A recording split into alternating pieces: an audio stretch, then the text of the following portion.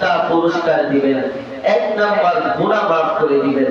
2 number আল্লাহ তাদের উপর মুষলধারে বৃষ্টির ন্যায় রহমত নাযিল করবেন।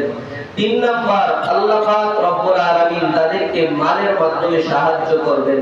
4 নাম্বার আল্লাহ পাক রব্বুল আলামিন তাদেরকে সন্তানের মাধ্যমে সাহায্য করবেন।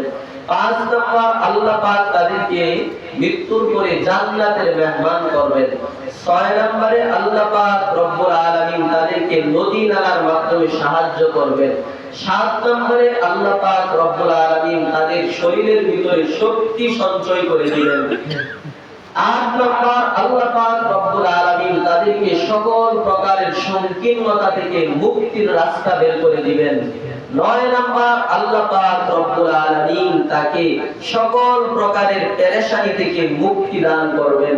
10 নম্বরে আল্লাহ পাক রব্বুল আলামিন তাকে হিসাববিহীন রিজিক প্রদান করবেন। সুবহানাল্লাহ।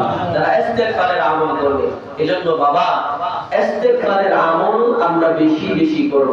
তাহলে গুনাহ থেকে পরিত্রাণের 2 নাম্বার উপায় হলো ইস্তেগফার করা। গুনাহ থেকে পরিত্রাণের 3 নাম্বার উপায়